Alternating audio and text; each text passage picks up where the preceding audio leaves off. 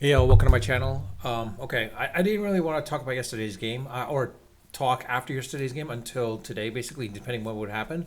So the Mets have control of their fate. They have control of their destiny at this point. Right? In reality, now is the Mets were pretty fortunate. I mean, honestly, McLean was doing really well, and then of course gave up a couple of those home runs. So I'm kind of concerned a little bit to the point where it's going to be interesting to see how he bounces back from this, as well as what's going to happen in the playoffs if the Mets do make the playoffs. It all depends, of course. But the Mets were fortunate that the bats woke up today. Tong, unfortunately, gave up a lot of runs. It's looking more and more like his fastball and curveball were the only two things that he was throwing, or fastball and changeup. I'm sorry, he was throwing his fastball and changeup, and that was pretty much it. And I'm like, that's a little concerning that he wasn't throwing his breaking ball as well as his curves. So he wasn't mixing up the pitches here and there. And I think the Cubs were able to figure him out. Same similar with what happened with Peterson.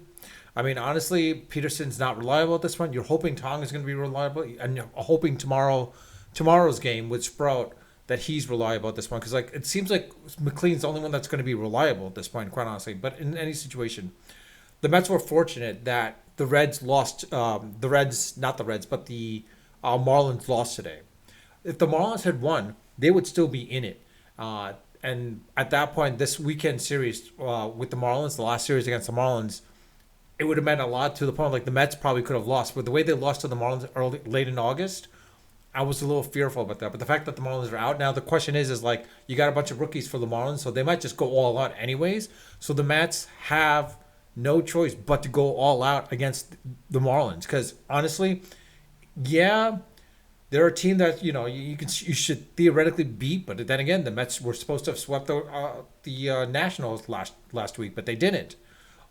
So the question comes down to this: is can the Mets win 3 games against? Or can they sweep the Marlins? If they win 2 more games, like let's say they win tomorrow and Saturday's game, and Cincinnati has 1 loss, then the Mets should be okay. The question is like what happens because like unfortunately the Reds won today. I thought maybe the Pirates could come out because like the fact that Skeens was pitching, I thought for sure maybe the Pirates could beat the Reds and then it would give a little bit of a cushion for the Mets, but it didn't happen. We were fortunate though with the Dodgers and Diamondbacks game that the Dodgers beat them wholeheartedly or handily basically to the point where like it was 8-0. So now the Diamondbacks are 2 behind. The Reds are of course 1 game behind. Looking at the Giants and Marlins and Cardinals now, so San Francisco is pretty much out.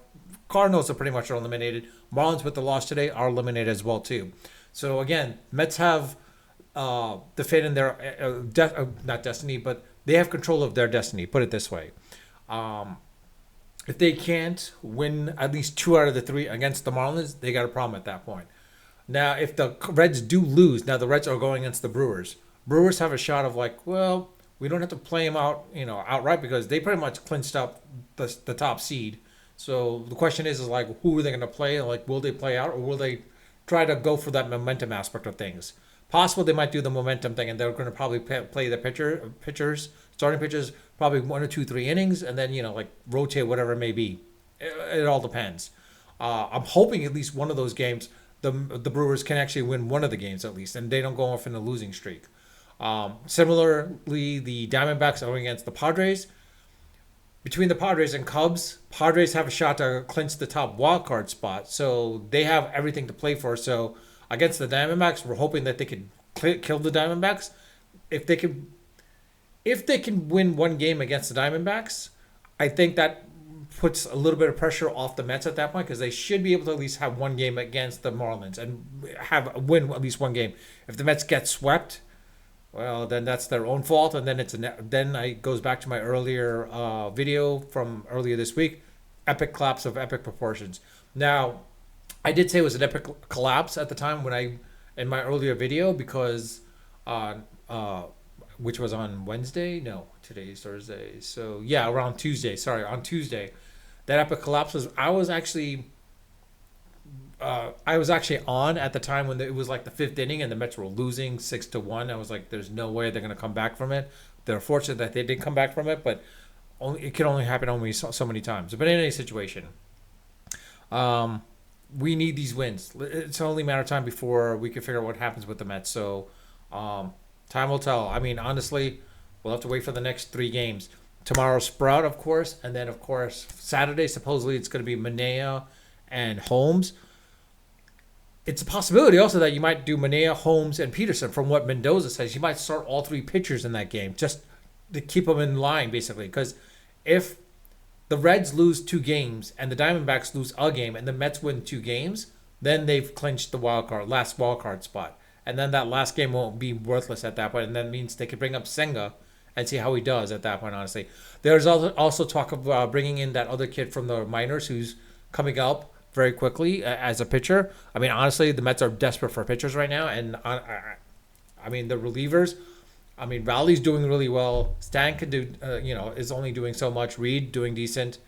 Diaz, pretty much there. Rogers as well, too. So it's coming down to like those are the big three for relievers, actually. Brazaman, I mean, I was surprised what he was able to do on